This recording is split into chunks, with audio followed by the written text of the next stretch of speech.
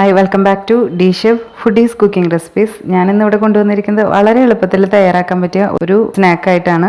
കുട്ടികൾക്ക് ഇഷ്ടമാവും, അതുകൊണ്ട് തന്നെ അവർക്ക് ടിഫിൻ ബോക്സിൽ കൊടുത്തേക്കാം. പിന്നെ 4 മണി ചായയുടെ കൂടെ പലഹാരമായിട്ടൊക്കെ ഉപയോഗിക്കാം. അപ്പോൾ ഇതിൻ്റെ ഇൻഗ്രീഡിയൻസ് ഒക്കെ എല്ലാ വീട്ടിലും അവൈലബിൾ ആയിട്ടുള്ളതാണ്. ഇതിൻ്റെ പ്രത്യേകത എന്ന് പറയുന്നത് ഇത് ഉണ്ടാക്കി കഴിയുമ്പോൾ അത് കാണുമ്പോഴുള്ളൊരു കൗതുകം, അത് കുട്ടികൾക്ക് ഉറപ്പായിട്ടും ഇഷ്ടമാവും. അപ്പോൾ നിങ്ങൾ ട്രൈ ചെയ്ത് നോക്കാം. ഇതിന് വേണ്ടിയിട്ടുള്ള ഇൻഗ്രീഡിയൻസ് എന്തൊക്കെയാണെന്ന് നോക്കാം. ഞാനിവിടെ 5 ബ്രെഡ് എടുത്തിട്ടുണ്ട്. പിന്നെ വേണ്ടത് 2 മുട്ടയുടെ വെള്ളയാണ്. ഇതിലോട്ട് 2 നുള്ള് ഗരം മസാലയും ആവശ്യത്തിന് ഉപ്പും ചേർത്ത് കൊടുത്തിട്ടുണ്ട്. പിന്നെ നമുക്ക് കുറച്ച് വെള്ളം വേണം. പിന്നെ മറ്റൊരു മെയിൻ ഇൻഗ്രീഡിയൻറ്റ് കടലമാവാണ്. ഇവിടെ 5 ടീസ്പൂൺ കടലമാവ് എടുത്തിട്ടുണ്ട്. ഇതിലോട്ട് 1.5 ടീസ്പൂൺ മുളക് പൊടിയും 1 നുള്ള് കായപ്പൊടി എടുത്തിട്ടുണ്ട്. അതുപോലെ ആവശ്യത്തിന് ഉപ്പ് വേണം. പിന്നെ വെളിച്ചെണ്ണയിലാണ് ഞാനത് ഫ്രൈ ചെയ്തെടുക്കുന്നത്. അപ്പോൾ ഇത്രയും ഇൻഗ്രീഡിയൻസ് മതി, പെട്ടെന്ന് തന്നെ നമുക്ക് തയ്യാറാക്കി എടുക്കാവുന്നതാണ്. ആദ്യം തന്നെ നമ്മുടെ ഒരു മിക്സി എടുക്കുക. അതിലോട്ട് നമ്മളെടുത്ത ബ്രെഡ് പൊട്ടിച്ച് ചേർക്കുക. പിന്നെ നമ്മളെടുത്ത കടലമാവ് ചേർക്കുക. പിന്നെ മുളക് പൊടി, കായപ്പൊടി, ഉപ്പ് ഇതും ചേർക്കാം. വെള്ളവും മുട്ടയുടെ വെള്ളയും ഒഴിച്ച് ബാക്കിയെല്ലാം മിക്സിയിൽ നല്ലപോലെ പൊടിച്ചെടുക്കാം. അങ്ങനെ ഇതിവിടെ പൊടിച്ചെടുത്ത് കൊണ്ടുവന്നിട്ടുണ്ട്.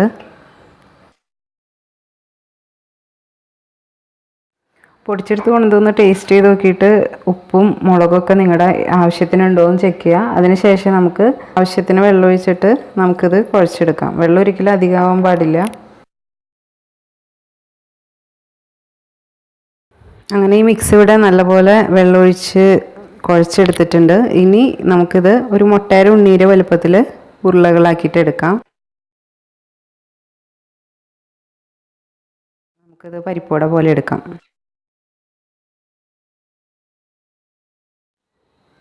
ഇതുപോലെ ഈ ഒരു സൈസിൽ നമുക്ക് എടുക്കാം.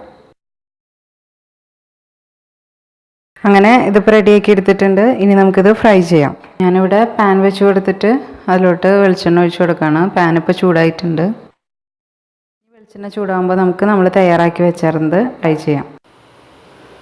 വെളിച്ചെണ്ണ ചൂടായപ്പോൾ ഞാൻ ഓരോന്നായിട്ട് ഇട്ട് കൊടുത്തിട്ടുണ്ട്.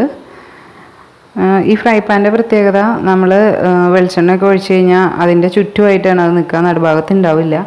അപ്പോൾ അത് തന്നെയാണ് ഈ ഒരു റെസിപ്പിയുടെ പ്രത്യേകത.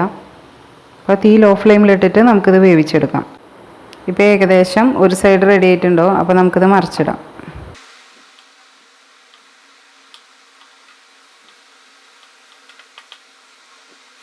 തീ ലോ ഫ്ലെയിമിൽ തന്നെ ഇടാൻ നോക്കണം.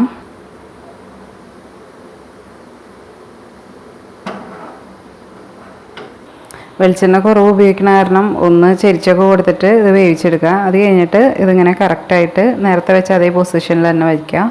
ഈ സൈഡുകളിലോട്ട് ഇങ്ങനെ നീക്കി വയ്ക്കുക. അപ്പോൾ ഏകദേശം ഇത് റെഡി ആയിട്ടുണ്ട്. ഇനി തീ നല്ല ലോ ഫ്ലെയിമിലിടാം. ഞാനിവിടെ നമ്മുടെ മുട്ട എടുത്തിട്ടുണ്ട്. അതിൻ്റെ വെള്ളം മാത്രമേ ഞാൻ എടുത്തിട്ടുള്ളൂ. അപ്പോൾ അത് മുഴുവനായിട്ട് എടുക്കുന്നവർക്ക് അങ്ങനെ എടുക്കാവുന്നതാണ്. ഇനി ഓരോന്നിൻ്റെ മുകളിലോട്ടും നമ്മുടെ ഈ മുട്ട ഒഴിച്ചു കൊടുക്കാം.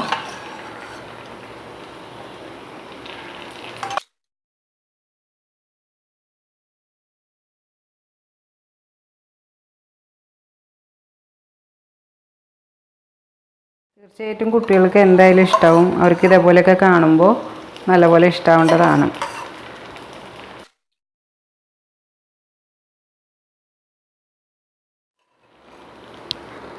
തീ ലോ ഫ്ലെയിമിൽ തന്നെ ഇട്ടിട്ട് നമുക്കിതൊന്ന് വേവിച്ചെടുക്കാം. ബാക്കി കുറച്ചുണ്ടായിരുന്നു, അത് ഞാനിങ്ങനെ നീളത്തിലാക്കി എടുത്തിട്ടുണ്ട്. അപ്പോൾ അവരുടെ ക്രിയേറ്റിവിറ്റിക്ക് അനുസരിച്ച് ഇഷ്ടമുള്ള ഷേപ്പിലൊക്കെ ആക്കിയിട്ട് കുട്ടികൾക്ക് കൊടുക്കാവുന്നതാണ്.